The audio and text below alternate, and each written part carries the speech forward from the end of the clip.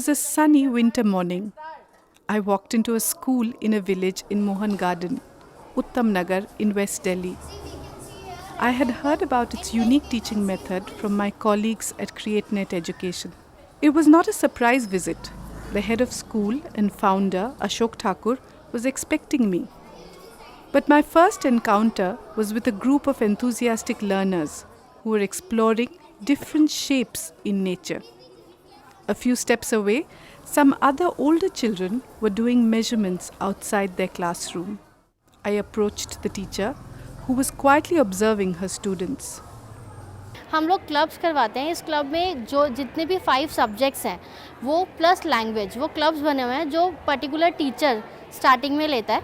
और फिर उसके बाद हम सिर्फ प्रैक्टिकली करवाते हैं. जैसा कि अभी आपने देखा मैथ्स बच्चे प्रैक्टिकली कर रहे थे, वो एनवायरनमेंट में ही मैथ्स ढूंढते हैं. ऐसे ही साइंस में भी वो स्पेशली सिर्फ ये नहीं कि बुक में क्या लिखा है वो पढ़ के आएंगे, वो एक्सपेरिमेंट्स करेंगे. यहाँ पे जो प्रोजेक्ट्स बने हुए हैं वो भी SST क्लब्स के बच्चों ने ही बनाए हैं.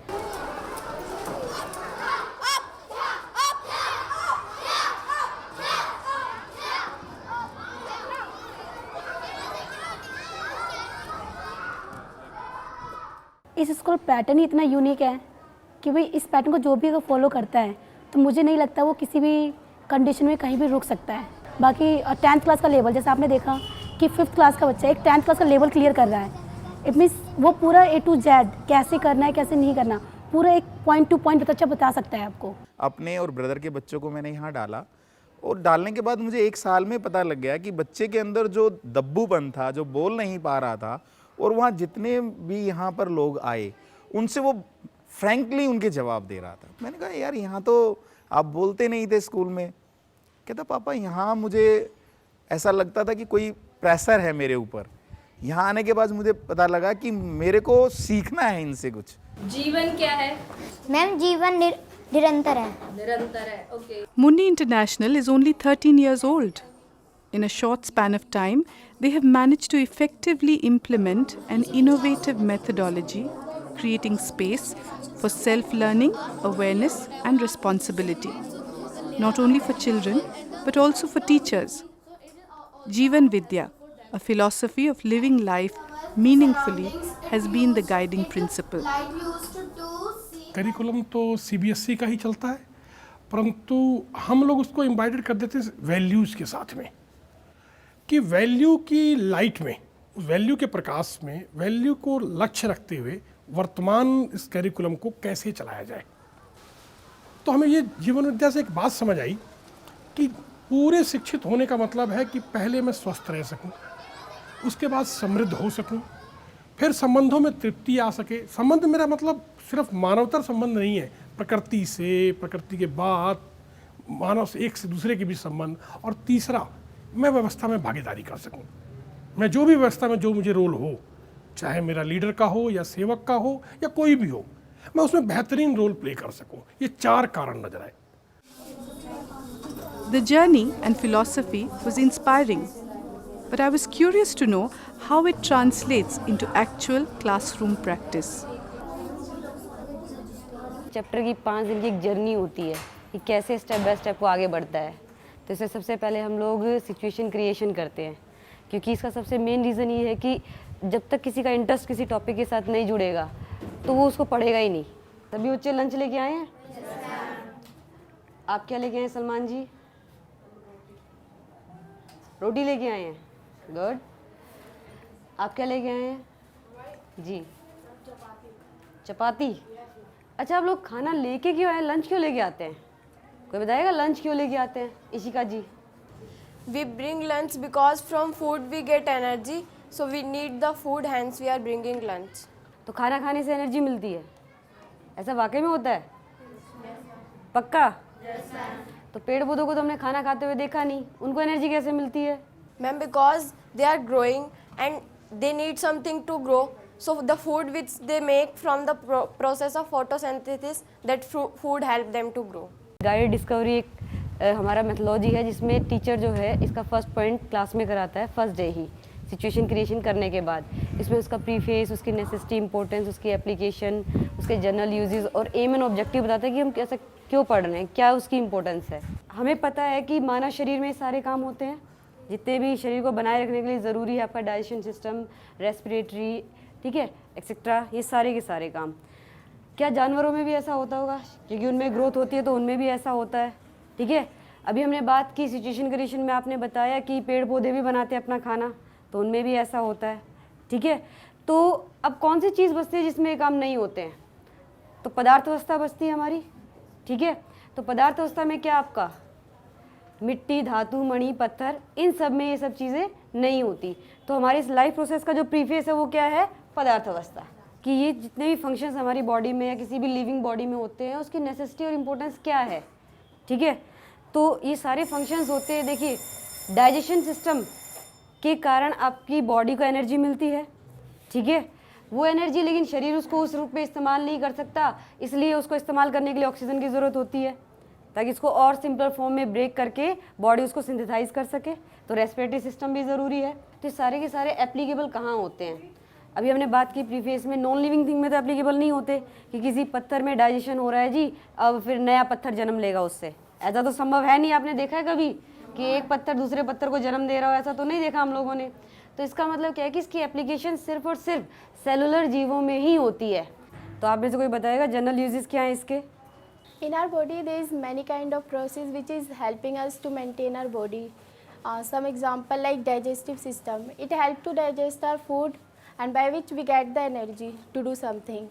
And there is excretion system by which our waste material come out from our body. And in we can see excretion in plant also. चलिए अब बात करते हैं हम लोग एम एंड ऑब्जेक्टिव कि अब इतना सारा कुछ पढ़ते हैं, इतना सारा शरीर को लेके इतने सारे काम करते हैं, तो क्या वजह है हम लोग ऐसा काम करते हैं, ठीक है। देखिए हम लोग जितना भी अर्निंग करते हैं, आदमी के पास क्या पर्पज़ होता है अर्निंग का? कि शरीर को बनाए रखना है। तो यानी कि शरीर में जितने भी ये सारे प्रोसेस होते हैं उन सब का काम होता है कि शरीर को स्वस्थ कैसे बनाए रखना है। तो आप इसकी मेंटेनेंस कैसे करते हैं? ये इन प्रोसेस के थ्रू ही होता है, ठीक है। तो इसका एम एंड ऑब्जेक्टिव क्या है कि शरीर को स्वस्थ कैसे बनाए रखा जाए। अब इंटरेस्ट क्रिएट होने के बाद बच्चा उसको घर से पढ़ के आता है नेक्स्ट डे। तो जब बच्चे उसको पढ़ के आते हैं तो उनकी कुछ अंडरस्टैंडिंग होती है कि उन्होंने जो समझा होता है, और उनकी कुछ प्रॉब्लम्स होती हैं। तो जब स्कूल में आते हैं तो हमने पूरी क्लास को 6 ग्रुप्स में डिवाइड किया हुआ है। तो ग्रुप्स जो है आपस में उनका बड़ी सिस्टम है पीयर लर्निंग, कि वो बच्चे साथ में जो बैठे होते हैं बड़ी उनको वो अपना जो उन्होंने यूज़ समझा है उसको एक्सप्लेन करेंगे और एक दूसरे की प्रॉब्लम्स को रिमूव करेंगे। जैसे कि मेरा कोई भी चैप्टर है, मैं उसमें सबसे पहले उसको रीड आउट करती हूँ। अगर मुझे उसमें कोई भी प्रॉब्लम आती है, चाहे वो वर्ड मीनिंग की हो या वो किसी भी पैराग्राफ की हो, तो मैं अपने बडीज से पूछती हूँ। अगर मेरे बडीज को नहीं आता तो मैं अपने टीचर्स से पूछती हूँ। Ready for GRS? चलिए ठीक है, फिर आप लोग अपने बडी के साथ आपने जो समझा है उसको एमाइबल फॉर्म में और आपकी प्रॉब्लम्स वो GRS में शुरू कीजिए आप लोग, ठीक है।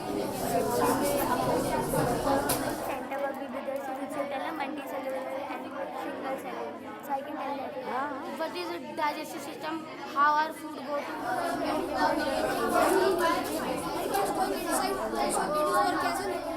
हाँ जी, तो हम लोगों ने U और P किया, आप लोगों ने डिस्कस किया, प्रॉब्लम सॉल्व हुई आप लोगों की, ठीक है। तो अब इस चैप्टर को थोड़ा सा क्लासिफाई कर लेते हैं कि आपने इसमें लाइफ के लिए क्या सीखा। Ma'am, like I have to, by getting the information, I have to eat by healthy foods, and I will eat by my mouth, and it will go in my stomach, and then digestive system process will continue. So this process I will use in my daily life. तो हमने पढ़ा है कि hydrochloric acid जब खाने के साथ mix होता है तो हीट इवॉल्व होती है, और उस हीट के कारण आपका पेप्सिन एक्टिवेट होता है, प्रोटीन को ब्रेक करता है। हमने पढ़ा अगर आप उसी वक्त ठंडा पानी पी लेते हैं तो क्या होगा? वो जो हीट इवॉल्व हुई है वो हीट क्या हो जाएगी? ख़त्म हो जाएगी, और जिसकी वजह से आपका खाना पचने की बजाय सड़ना शुरू हो जाएगा। चलिए आज की क्लास ओवर हुई, ठीक है। तो कल हम लोग किस बारे में बात करेंगे? सेंटर वर्क के बारे में। तो सभी ग्रुप्स अपना होमवर्क लिख के लेके आएंगे सेंटर वर्क के अकॉर्डिंग, ठीक है। अगर हम किसी भी चीज़ को देखते हैं तो ऐसा नहीं कि उसमें सिर्फ एक ही सब्जेक्ट होता है कि अगर प्लांट्स के बारे में पढ़ें तो सिर्फ एक ही सब्जेक्ट है उसमें साइंस, ऐसा नहीं। उसमें मैथ भी होता है, उसमें SST भी होता है। तो सभी सब्जेक्ट्स का फ्यूज़न के लिए हम लोगों ने सेंटर वर्क को डिज़ाइन किया था ताकि एक ही चीज़ में सभी सब्जेक्ट को देखा जा सके। जिसमें जैसे हमारा ग्रुप्स में डिवाइड होती है क्लास, ठीक है। तो उसमें एक रिसर्च ग्रुप होता है जो उसकी रिसर्च करता है, तो वो हिस्ट्री का पार्ट हो जाता है। तो रोल प्ले में जो है आपका इकोनॉमिक्स और सोशल साइंस आ जाता है, और मैथ एंड साइंस एक ग्रुप होता है जो उस सब्जेक्ट में मैथ एंड साइंस को फाइंड आउट करता है। और लैंग्वेज जो है, क्योंकि ABC ग्रुप होता है, जो उस लैंग्वेज में, उस चैप्टर में जो लैंग्वेज यूज़ की गई है, जो नई टर्म्स यूज़ किए गए, उसको फाइंड आउट करता है। Food particle then is take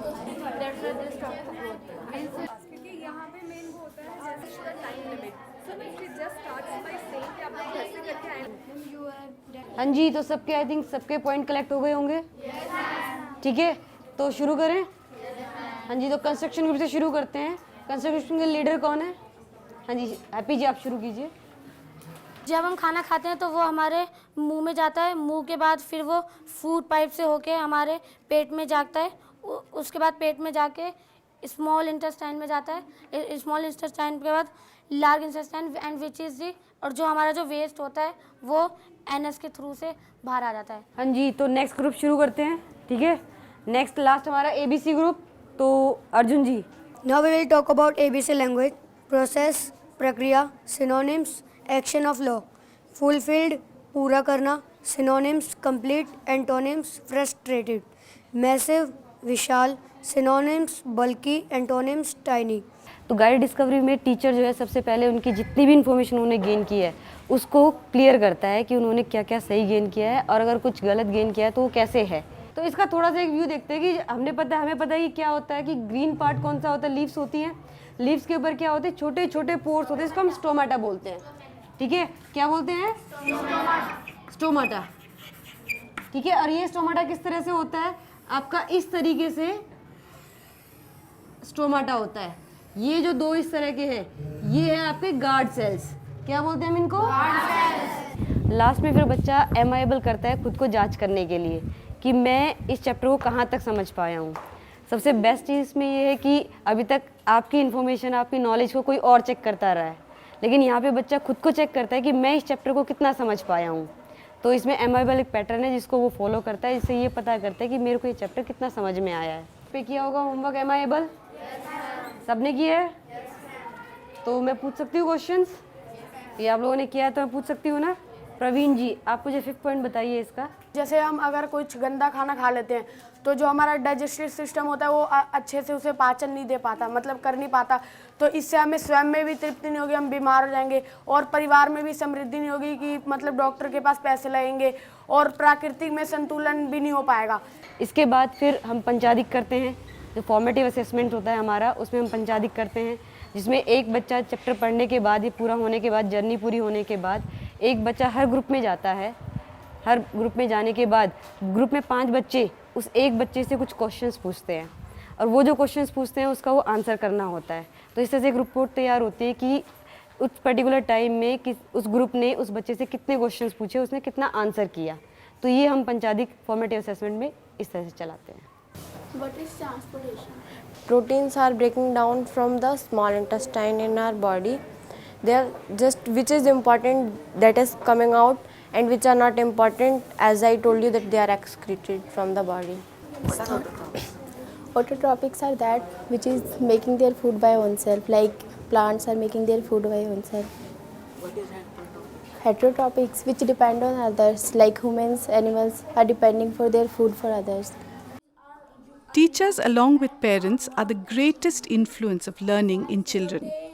Muni International School, with its teaching practice of facilitation and collaborative learning, where teachers are guides, stimulating and helping children to think through, has reinvented the wheel.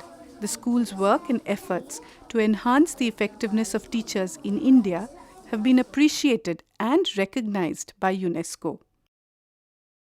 क्योंकि हम लोग मानते हैं जितना भी शिक्षाविदों के बारे में हम लोगों ने पढ़ा है, विवेकानंद जी के बारे में पढ़ा, आचार्य जी के बारे में पढ़ा कुछ, तो उन लोगों ने यही कहा है कि कोई किसी को कुछ पढ़ा नहीं सकता। अगर सिर्फ इन्फॉर्मेशन डिक्टेट करना ही टीचर का काम है तो ये काम शायद शिक्षा में मुझे लगता है कि सबसे बुरा काम है। क्योंकि अगर सिर्फ इन्फॉर्मेशन जाने तक का काम है तो बच्चा खुद भी कर सकता है, लेकिन वो खुद तभी कर सकता है जब उसका इंटरेस्ट होगा। तो बीइंग अ टीचर मेरा सबसे बड़ा और हम लोगों का सबसे बड़ा यही तैयारी रहती है कि बच्चे का इंटरेस्ट कैसे पैदा किया जाए। स्कूल एक जगह होनी चाहिए थी जहाँ बच्चा अपने को सेलिब्रेट करने आए कि मैंने आज ये किया, कोई सुनो मेरी, और सब लोग सुने उसकी बात को। सबसे बेस्ट पॉइंट लगता है GRS, ग्रुप रेसिप्रोकल सिस्टम। क्योंकि हम लोग इससे हमारे को इसमें दो बहुत ऑप्शंस मिलते हैं। पहला कि हम एक दूसरे की मदद कर पाते हैं, जो हमारे लिए बहुत एक खुशी की बात है। साथ ही हम लोग अपनी मदद से दूसरे की भी मदद कर सकें ताकि वो भी चैप्टर ईजिली कर पाएँ। मैं अक्सर मजदूर फिल्म का ये गाना गुनगुनाता हूँ कि जब हम मेहनत कश दुनिया से अपना हिस्सा मांगेंगे, एक बाग नहीं, एक खेत नहीं, हम सारी दुनिया मांगेंगे। We live in a time where perhaps the greatest challenge is to translate the aims of education into the actual practice of teaching.